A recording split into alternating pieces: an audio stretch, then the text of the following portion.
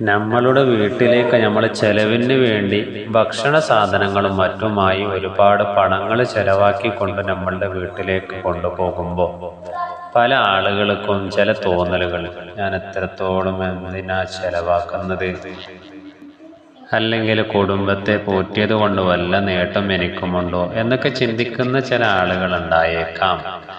ബഹുമാനപ്പെട്ട ഇബ്നു മസ്ഊദ് റളിയല്ലാഹു അൻഹു തൊട്ടുള്ളതായ ഹദീസ് നബി സല്ലല്ലാഹു അലൈഹി വസല്ലമ തങ്ങൾ പറയുകയാണ്, ഒരു മനുഷ്യൻ തൻ്റെ കുടുംബത്തിന് വേണ്ടി വല്ലതും ചെലവ് ചെയ്തു, അത് അള്ളാഹുവിൻ്റെ വജ്ഹിനെ കരുതിക്കൊണ്ടാണ് അദ്ദേഹം ചെയ്യുന്നതെങ്കിൽ അതൊരു ദാനധർമ്മമാണ്. നമ്മൾ ദാനം ചെയ്തു കഴിഞ്ഞാൽ, ധർമ്മം ചെയ്തു കഴിഞ്ഞാൽ എത്ര മാത്രമാണ് പ്രതിഫലം ലഭിക്കുന്നത്. അതേപോലെ തന്നെയാണ് നമ്മളുടെ കുടുംബാംഗങ്ങൾക്ക് വേണ്ടി നമ്മൾ പണം ചെലവാക്കിക്കൊണ്ട് ഭക്ഷണ സാധനങ്ങൾ കൊടുത്താൽ കിട്ടുന്ന പ്രതിഫലമെന്ന് ലോക നേതാവ് മുഹമ്മദ് റസൂലുള്ളാഹി സ്വല്ലല്ലാഹു അലൈഹി വസല്ലമ